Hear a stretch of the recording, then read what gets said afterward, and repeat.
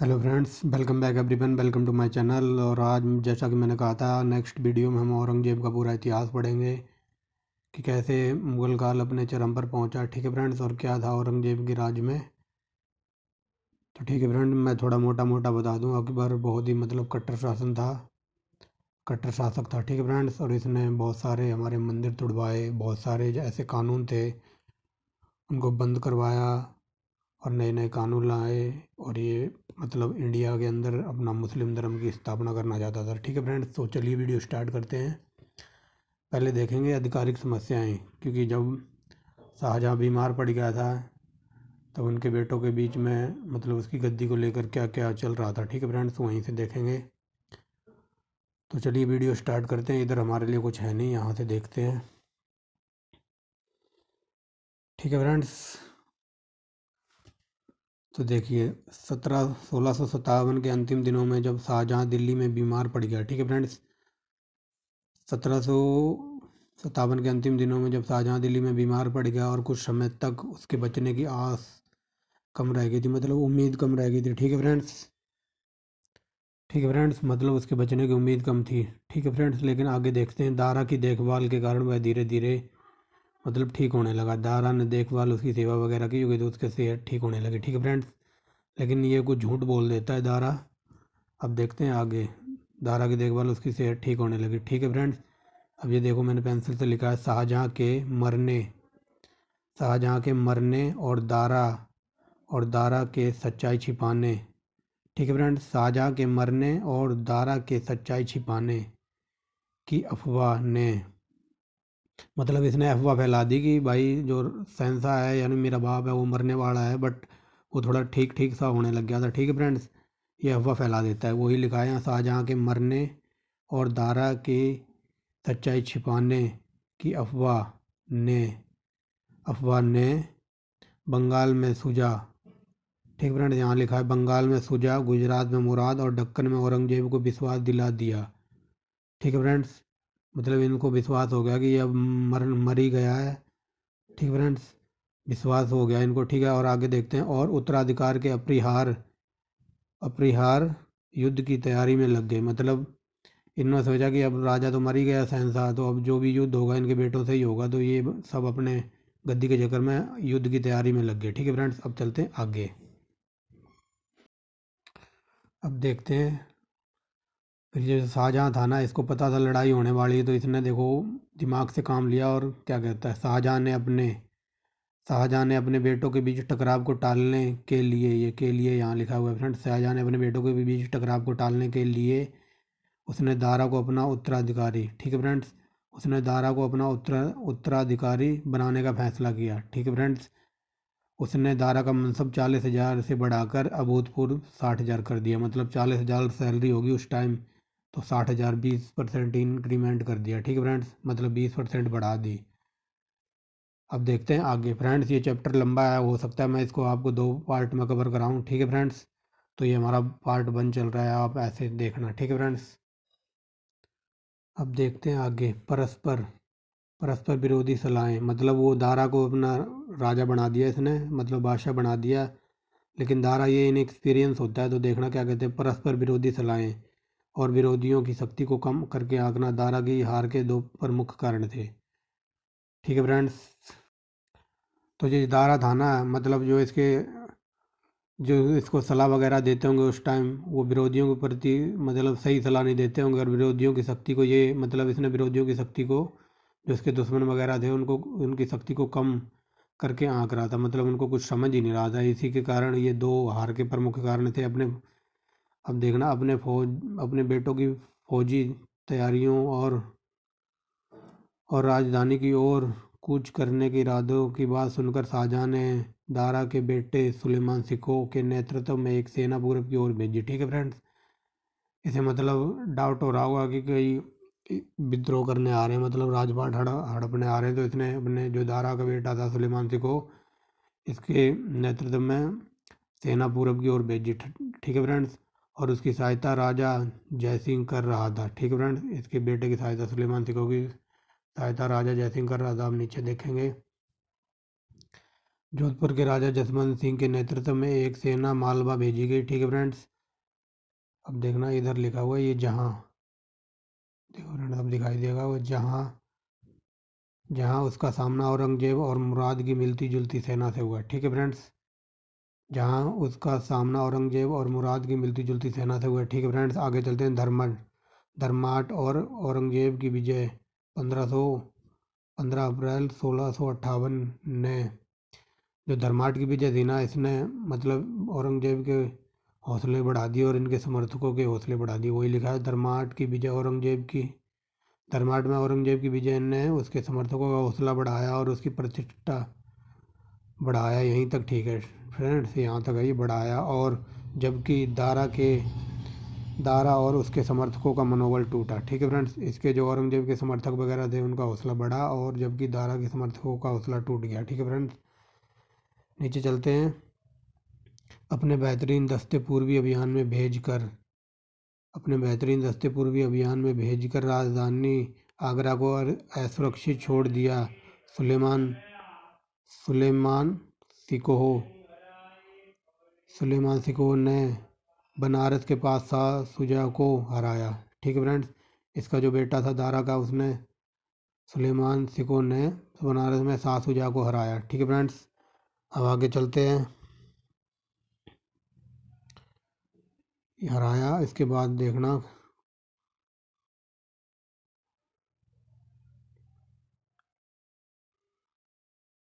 और ठीक है फ्रेंड्स, इसने हरा दिया इसको और जल्दबाजी में एक संधि करके, और ये एक संधि कर लेता, मतलब एक समझौता कर लेता और जल्दबाजी में एक संधि करके आगरा की ओर कूच किया। ठीक है फ्रेंड्स, अब चलते हैं आगे। अब देखना दारा ने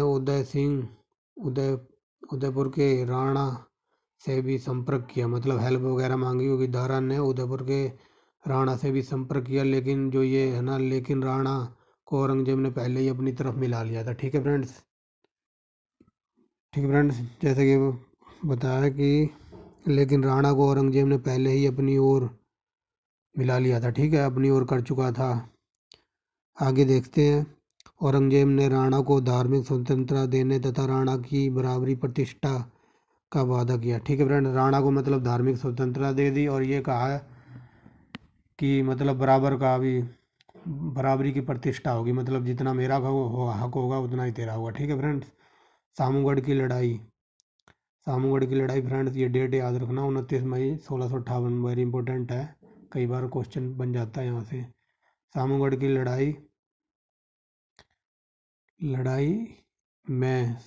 लड़ाई में औरंगजेब ने दारा को हराया। ठीक है फ्रेंड, हराया यहाँ लिखा हुआ, सामगढ़ की लड़ाई में औरंगजेब ने दारा को हराया। ठीक है फ्रेंड्स, अब चलते हैं आगे।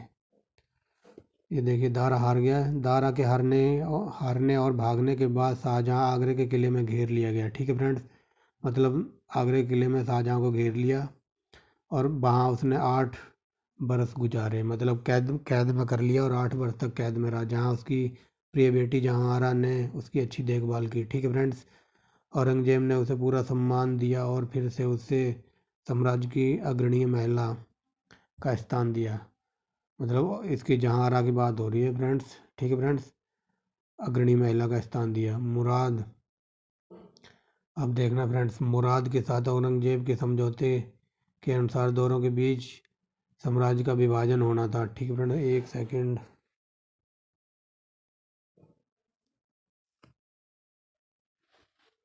ये देखिए अब दिखाई दे रहा होगा। मुराद के साथ औरंगजेब के समझौते के अनुसार राज्य के बीच विभाजन होना था। ठीक है फ्रेंड, लेकिन ये मुराद को भी कैद कर लेगा, इसलिए उसने धोखे से मुराद को कैद करके ग्वालियर के जेल में डाल दिया और 2 साल बाद उसे मार डाला गया। ठीक है फ्रेंड्स, सामूगढ़ की लड़ाई में हारने के बाद दारा लाहौर गया। ठीक है फ्रेंड, एक भारी सेना लेकर औरंगजेब वहाँ भी पहुँच गया। ठीक है फ्रेंड्स, औरंगजेब वहाँ भी पहुँच गया। ठीक है फ्रेंड, दारा बिना लड़े लाहौर छोड़कर सिंध चला गया। ठीक है फ्रेंड्स, दारा बिना लड़े लाहौर छोड़कर सिंध चला गया। आगे देखते हैं।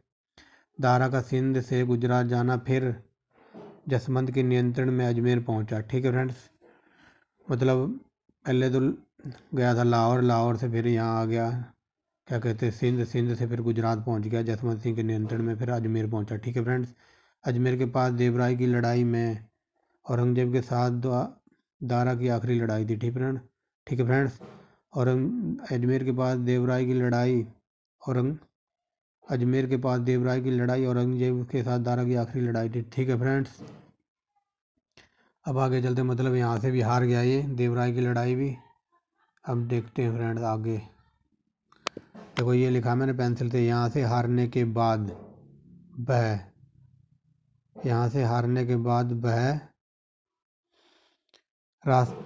क्या कहते हैं, ठीक है फ्रेंड्स। यहाँ से हारने के बाद वह फिर भागा। रास्ते में बेलन दर्रे बेलन दर्रे में एक धोखेबाज अफगान सरदार ने उसे कैद कर लिया। ठीक है फ्रेंड्स। कैद कर लिया मतलब इसे मार डालता है, ये कैद करके ये मर जाता है यहाँ पे। ठीक है फ्रेंड्स। आगे देखते हैं। दारा के मारे जाने के 2 साल बाद उसके बेटे सुलेमान सिगो को गढ़वाल के राजा के यहाँ शरण लेनी पड़ती है। ठीक है फ्रेंड्स। मतलब इसका बाप तो मर गया। अब ये 2 साल बाद इसका जो बेटा सुलेमान सिगो था ना, ये गढ़वाल के राजा के यहाँ शरण लेता है, लेकिन वो राजा बड़ा चालाक होता है। देखो, एक खतरे का मतलब एक हमला होता है तो उसमें खतरा पैदा होने के पर ना ये इसे औरंगजेब के हवाले कर देता है। ठीक है फ्रेंड्स। ये लिखा हुआ है, एक हमले में उसने उसे औरंगजेब के हवाले कर दिया। मतलब इसे ये लग रहा था कि ये खतरा बन सकता है, तो इसने उसे औरंगजेब के हवाले ही कर दिया। ठीक है फ्रेंड्स। एक हमले में उसने उसे औरंगजेब के हवाले कर दिया। ठीक है फ्रेंड्स। आगे देखते हैं। उससे पहले औरंगजेब शाह शुजा को इलाहाबाद के खजुआ में हरा चुका था। ठीक है फ्रेंड। उससे पहले औरंगजेब शुजा को इलाहाबाद के पास खजुआ में हरा चुका था। शुजा, ठीक है फ्रेंड, इस शुजा की बात हो रही है। शुजा भागा और अकरान में शुजा भाग के अकरान जा रहा था, यही लिखा हुआ है फ्रेंड। शुजा भागा, इधर लिखा है भागा, और अकरान में विद्रोह भड़काने के आरोप में मारा गया। ठीक है फ्रेंड्स। मतलब यहाँ शुजा का भी निपटारा हो गया। अकरान भागा अकरान में उसे विद्रोह भड़काने के आरोप में मारा गया। ठीक है फ्रेंड्स। अब चलते हैं नीचे।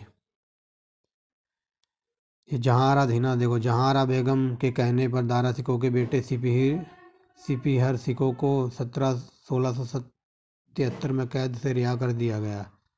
ठीक है फ्रेंड। जहांआरा बेगम के कहने पर दारा का बेटा सिपीहर सिकोह 1773 में कैद से रिहा कर दिया गया और उसे एक मनसब दिया गया। ठीक है फ्रेंड्स। मतलब उसे नौकरी पर लगा लिया, एक मनसब दिया गया, औरंगजेब की बेटी से उसका विवाह कर दिया गया। ठीक है फ्रेंड्स। जो दूसरा था मुराद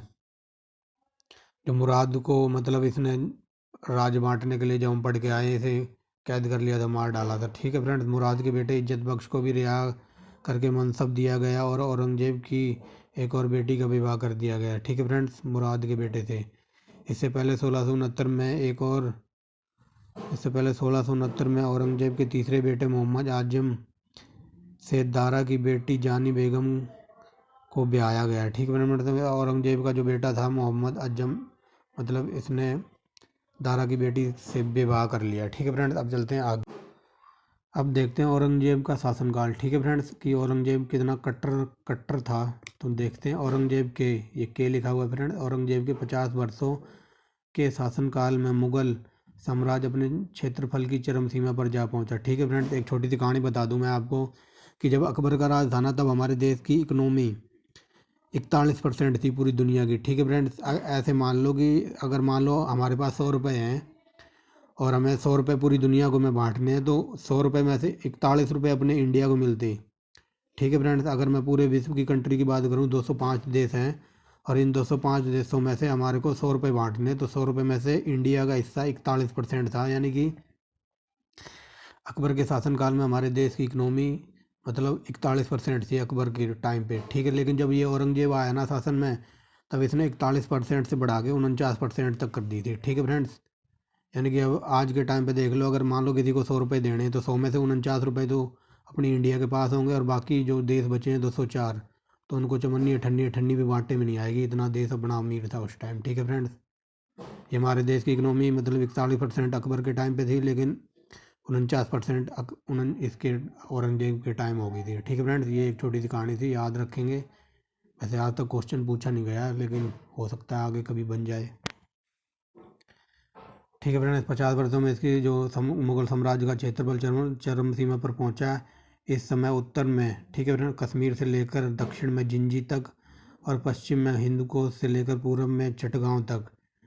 ठीक है फ्रेंड्स, ये अगर बाई चांस ये क्वेश्चन आ जाए ये चटगांव कहाँ है, तो ये बांग्लादेश में है चटगांव। ठीक है फ्रेंड्स, बांग्ला तक देश तक इसका शासन था, क्योंकि बांग्लादेश भी पहले अपने इंडिया के साथ ही था, साथ था क्या, हिस्सा ही था।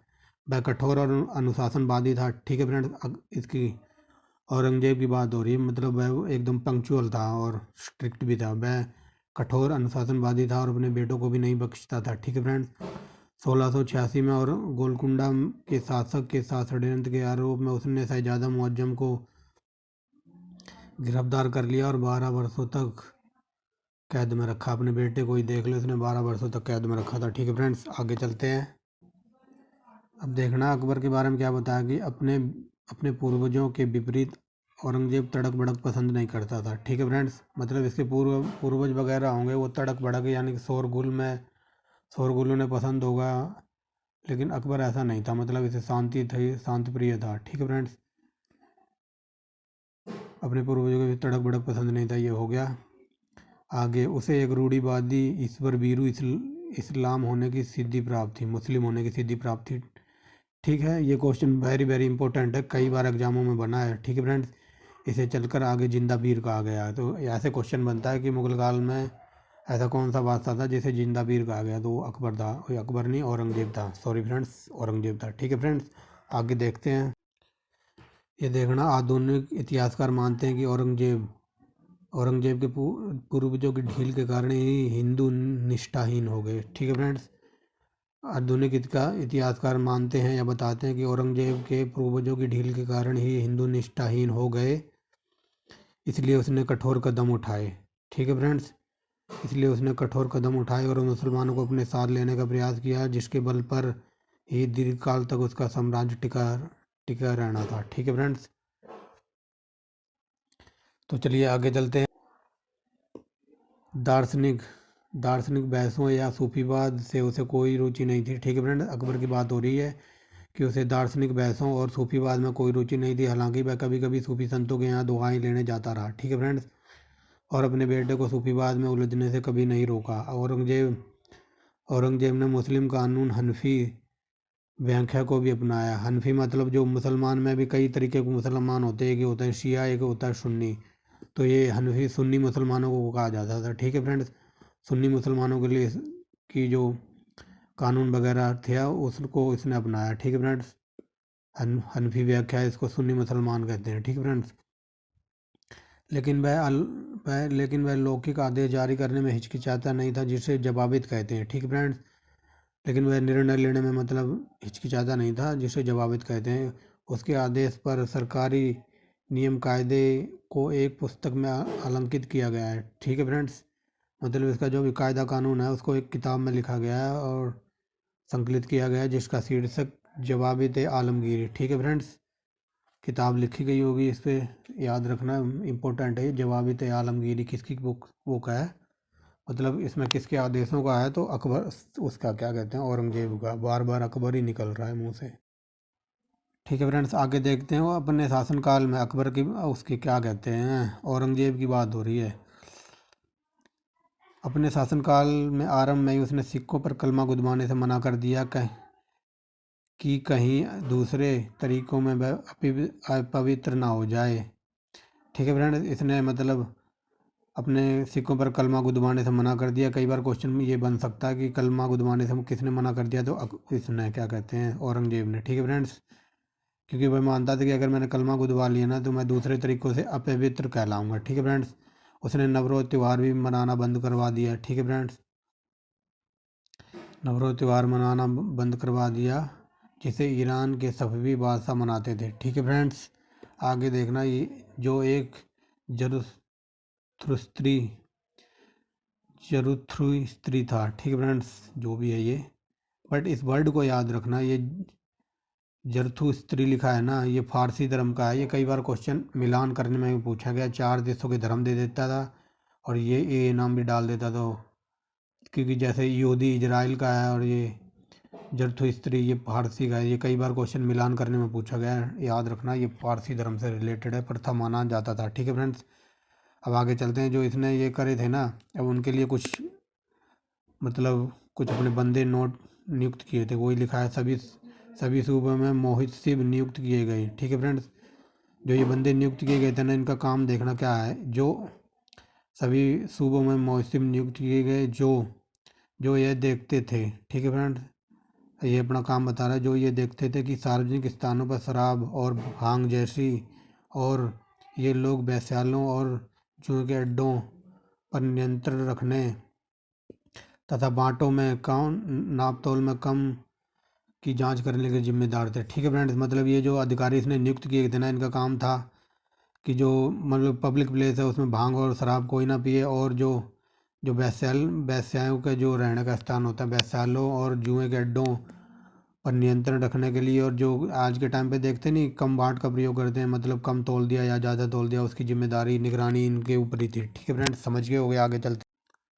ये लिखा हुआ फ्रेंड्स, अपने 11वें शासन वर्ष में औरंगजेब ने अनेक कदम उठाए जिनको कट्टर कहा गया। ठीक है फ्रेंड्स, और उसका मकसद यह दिखाना था कि बादशाह ऐसे तमाम रीति रिवाजों का विरोधी है जो शरीयत के मेल नहीं खाते। ठीक है फ्रेंड्स, बताता हूँ मतलब इसने ना मतलब पूरा कट्टरपना दिखाया, और मतलब इसका मकसद ये था कि बादशाह मतलब ऐसे रीति रिवाजों को नहीं मानता जो इस्लाम से मेल नहीं खाते। ठीक है फ्रेंड्स, मान लो दिवाली मनाना, तो दिवाली इस्लाम में तो मनाते नहीं है, तो ये ऐसा ही इसने सब कुछ बंद करा दिया था, मतलब पूरा कट्टर बन गया था। आगे देखेंगे हम इसकी कट्टरता कितनी मतलब चरम काष्ठा पर पहुंच गई थी। उसने दरबार में ये हम पहले भी पढ़ चुके हैं। उसने दरबार में गायन पर प्रतिबंध लगा दिया और सरकारी संगीतकारों को छुट्टी दे दी, लेकिन वाद्य संगीत और नौबत का मतलब होता है शाही नगाड़ा जारी रहे। ठीक है फ्रेंड जी, हम पीछे भी कर चुके हैं। इसने अपने मतलब दरबार में संगीत वगैरह बैन करा दिया था। ठीक है फ्रेंड्स, यहाँ तक हो गया। कैलेंडर बनाने से मना कर दिया। पंचांग, तखत वाले कमरे की सजावट मामूली की जाने लगी। ठीक है फ्रेंड, जहाँ पे ये बैठता हुआ तखत पे, मतलब दरबार में, वो कमरा भी सिंपल ही बना दिया। ये लिखा है सजावट मामूली की जाने लगी। बाबू लोग चांदी की दावतों की बजाय चीनी मिट्टी की दावतों का प्रयोग करने लगे।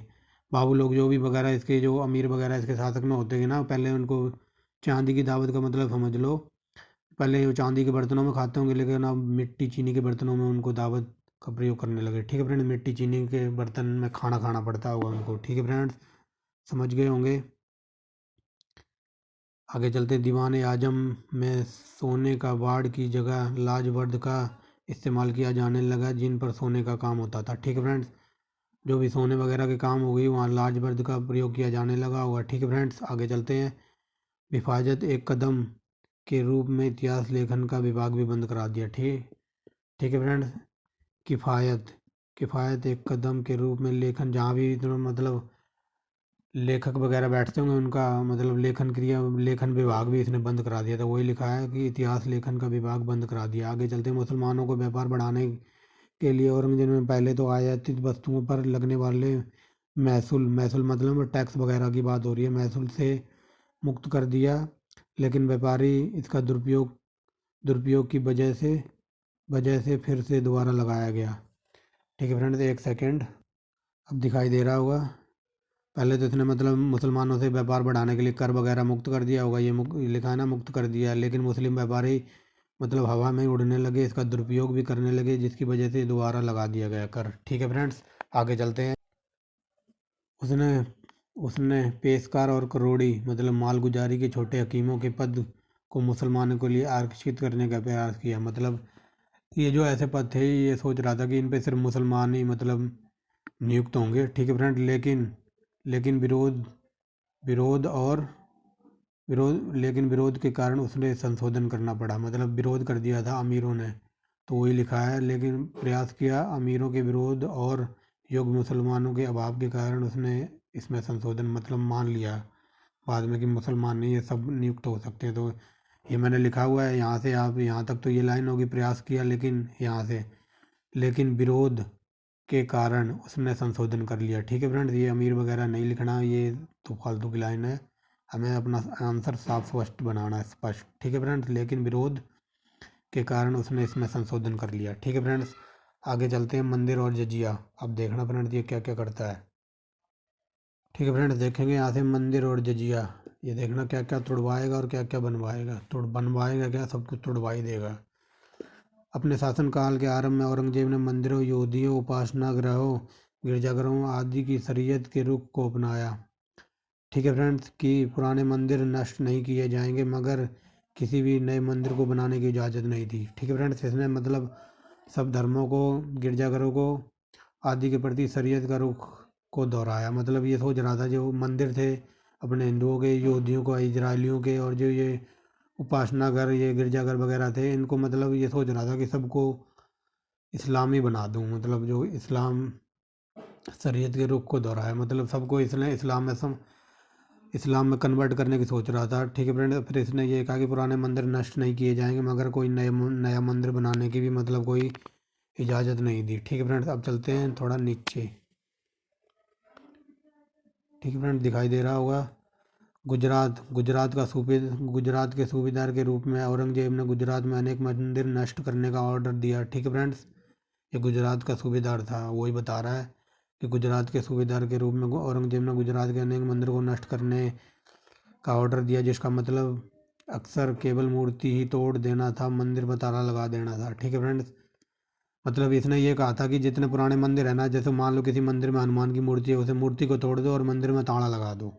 किसी में राम की मूर्ति है, राम की मूर्ति तोड़ दो, मंदिर में ताला लगा दो, वही था। ठीक है फ्रेंड्स, ये देखो, जिसका मतलब केवल मूर्ति तोड़ देना और मंदिर पर ताला लगा देना था।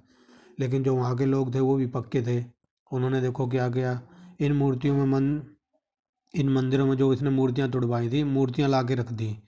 इन मंदिरों में मूर्तियों को पुनर्स्थापित करने और मूर्ति पूजा फिर से शुरू करने की वजह से, मतलब उन्होंने मूर्ति ला के रख दी और फिर मूर्ति पूजा दोबारा शुरू हो गई।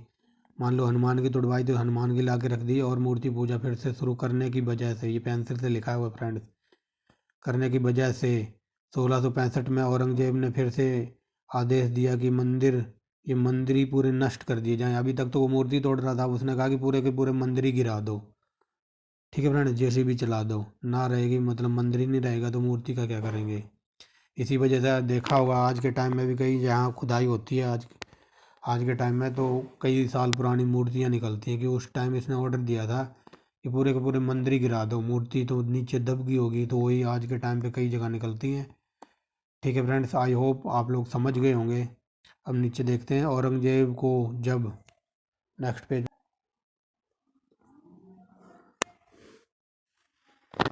ठीक है फ्रेंड्स, औरंगजेब को अनेक दिशाओं में राजनीतिक विरोध का सामना करना पड़ा, क्योंकि ये सब कुछ ही तुड़वाया जा रहा था, मंदिर वगैरह। तो ये जो हमारे देश के जो मराठे जाट आदि की ओर से, ठीक है फ्रेंड्स, मतलब इसे ये इनका विरोध कर रहे थे, जैसे मराठों और जाटों की ओर से। ठीक है फ्रेंड्स, विरोध कर रहे थे ये दोनों। तो तो वह दंड और चेतावनी दोनों के तौर पर पुराने मंदिरों को गिराने को भी वैध मानने लगा। तो इसने मतलब अपनी शक्ति का उपयोग किया होगा कि दंड देंगे, चेतावनी पहले दी होगी, फिर नहीं माने तो उनको सजा का प्रावधान कर दिया, लेकिन मंदिर तो गिरवा ही दिए इसने सारे। ठीक है फ्रेंड्स, ये देखो लिखा है गिराने का वैध मानने लगा, कि मंदिर तो गिराना ही है।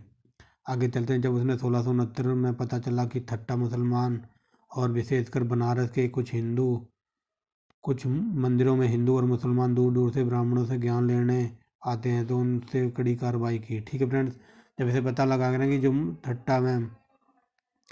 ठट्टा ये मुल्तान में है, क्या कहते हैं, पाकिस्तान में है ये, मुल्तान और बनारस अपने इंडिया में, ये उत्तर प्रदेश में, तो यहाँ मतलब कुछ हिंदू और मुसलमानों को ना ब्राह्मण शिक्षा देते थे, मतलब पढ़ाते वगैरह होंगे।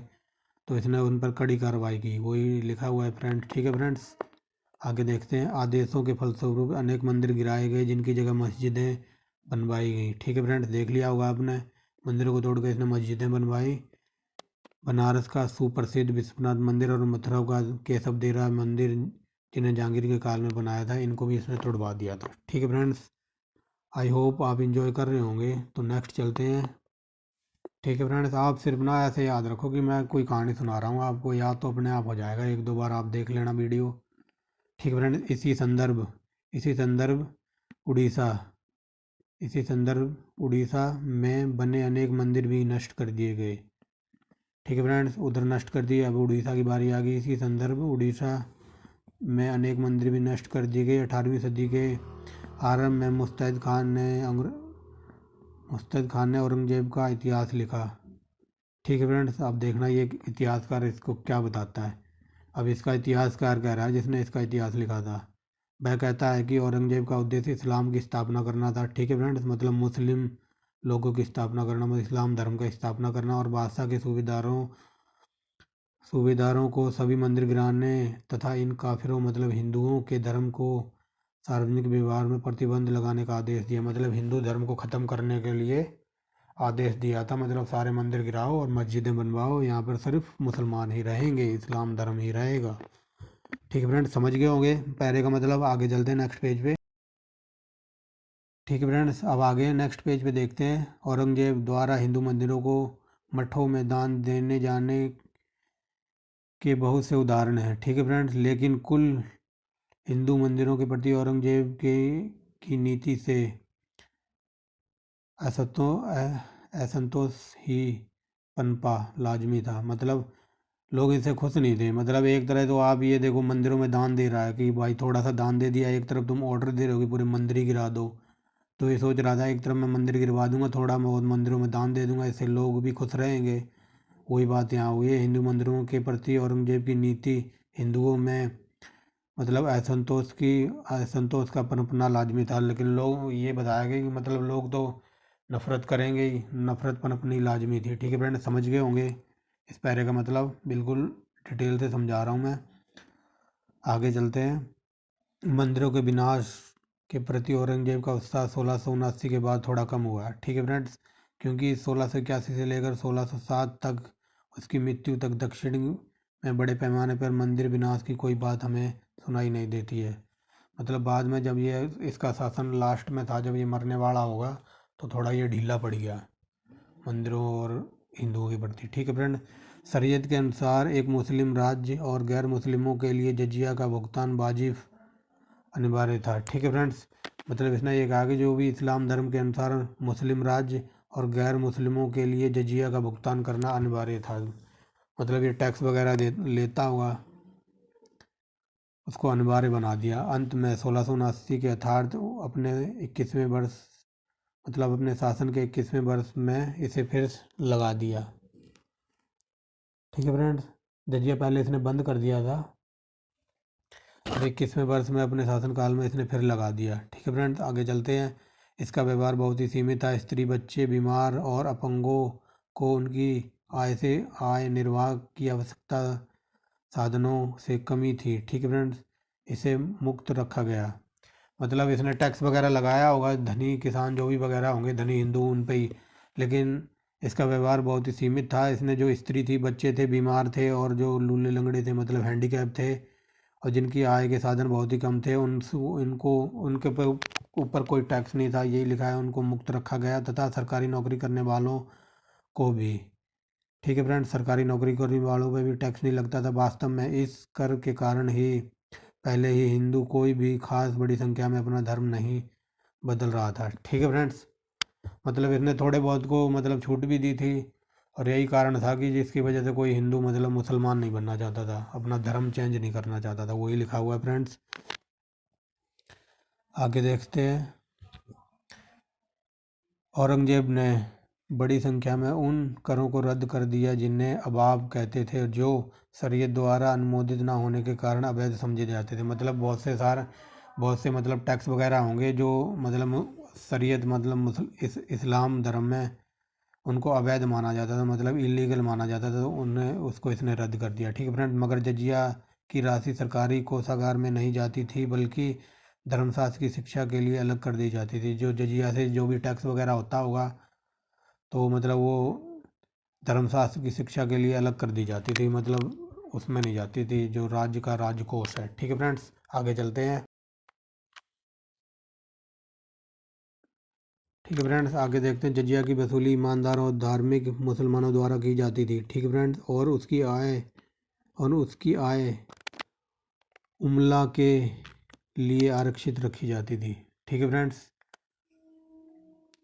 आगे देखते हैं। ग्रामीण क्षेत्रों में जजिया मालगुजारी के साथ वसूल किया जाता था, लेकिन नगरों के हिंदू जजिया वसूल करने के तरीकों से बुरी तरह प्रभावित हुए। मतलब ये मुसलमान जजिया वसूलते थे। ठीक है फ्रेंड्स, ग्रामीण क्षेत्रों में मालगुजारी के साथ ही वसूल किया जाता था, लेकिन कुछ हिंदू थे ना, वो नाराज़ थे। मतलब जैसे ये टैक्स मांगते थे ना, इनकी वसूली से बुरी तरह प्रभावित हुए। ठीक है फ्रेंड, मतलब ये बहुत बुरी तरह मांगते होंगे, शोषण वगैरह करते होंगे उस टाइम। अब देखते हैं यहाँ से। अंत 1705 में जजिया की वसूली दक्षिण में चल रहे युद्ध की अवधि तक रोकनी पड़ी। ठीक है फ्रेंड, 1705 में इसने जजिया रोक दिया क्योंकि युद्ध वगैरह मार काट ज़्यादा हो रही थी। ठीक है फ्रेंड, धीरे धीरे पूरे देश में जजिया का रिवाज उठ गया। 1712 में इसका औपचारिक रूप से उन्मूलन कर दिया गया। मतलब 1712 में अपने देश से जजिया का उन्मूलन मतलब समाप्त कर दिया गया। ठीक है फ्रेंड, कुछ आधुनिक इतिहासकार का मत है कि औरंगजेब के कदमों का उद्देश्य भारत में दारुल हर्ब काफिरों की भूमि की बजाय दारुल इस्लाम की भूमि, मतलब वही बात जो मैं बता चुका हूँ। कुछ इतिहासकार ये कहते हैं कि मतलब हिंदू धर्म को ख़त्म करके मुसलमान धर्म लाना चाहता था। वही देखो, दारुल हर्ब का मतलब होता है काफिर, मतलब ये हिंदुओं को काफिर कहता था। ठीक है फ्रेंड्स, देखो, काफिरों की भूमि की बजाय दारुल इस्लाम मुसलमानों की भूमि बनाना था। ठीक है फ्रेंड्स, समझ गए होगे आप लोग। ऊपर भी समझाया है, यहाँ भी समझा दे रहा हूँ। यूँ तो औरंगजेब इस्लाम में धर्मांतरण को अवैध मानता था, पर उसके समय में बताल धर्मांतरण की सुव्यवस्थित या बड़े पैमाने के प्रयासों के साक्ष्य नहीं मिले। ठीक है फ्रेंड्स, ये मतलब ये बात कही गई है कि मतलब जो ये धर्म परिवर्तन करते थे ना, इसको वैध मानता था, लेकिन कुछ लोग हिंदू थे, मतलब वो मतलब थोड़ों ने ही अपना धर्मांतरण करवाया, मतलब धर्म चेंज किया होगा, लेकिन इसके भी थोड़े बहुतों के साक्ष्य मिले नहीं हैं। ठीक है फ्रेंड, ये देखो लिखा है कि बड़े पैमाने पर साक्ष्य नहीं मिले, थोड़े बहुतों ने करवाया होगा डर की वजह से, बाकी ज़्यादातर तो मर गए, अपना सर कटवा लिया, लेकिन अपना धर्म नहीं बदला। औरंगजेब के काल में उत्तरार्ध में अमीर वर्ग में हिंदुओं की संख्या लगातार बढ़ी। ये मैं पिछली वीडियो में बता चुका हूँ। सबसे ज़्यादा इसी के काल में हो गई थी, 33%। कई बार एग्जाम में बना है क्वेश्चन यहाँ से। यहाँ की अमीरों और मराठों समेत हिंदुओं का 1/3, वही 1/3 मतलब 33% पहुँच गया। ठीक है फ्रेंड, समझ गए होंगे। सबसे ज़्यादा औरंगजेब के काल में 33%, उसके बाद शाहजहाँ के काल में 24%, और सबसे कम अकबर के काल में 12%। ठीक है फ्रेंड्स, इस तरह औरंगजेब की राज्य की प्रकृति बदलने का प्रयास नहीं किया गया, किंतु उसके बुनियादी इस्लाम चरित्र को फिर से मजबूत करने का दावा किया। यही बात मैं आपको बता चुका हूँ 2-3 बार। मतलब उसका मतलब मेन फोकस था इस्लाम धर्म को स्थापित करना, मजबूत करना। ठीक है फ्रेंड्स, वही यहाँ लिखा हुआ है फ्रेंड्स। आई होप आज के लिए इतना बहुत है। ये वीडियो काफ़ी लंबी हो गई है, लेकिन नेक्स्ट वीडियो में हम यहाँ से स्टार्ट करेंगे राजनीतिक विकास क्रम और उत्तर भारत। ठीक है फ्रेंड्स, आई होप आप वीडियो एंजॉय कर रहे होगे। तो thanks for watching the video and bye bye. Next part में मिलते हैं। नेक्स्ट पार्ट में हम इसको कंप्लीट कर लेंगे, क्योंकि चैप्टर काफ़ी लंबा है, 43-44 पेजों का ये चैप्टर है। ठीक है फ्रेंड्स, हमने पढ़ लिया है 330 पेज तक।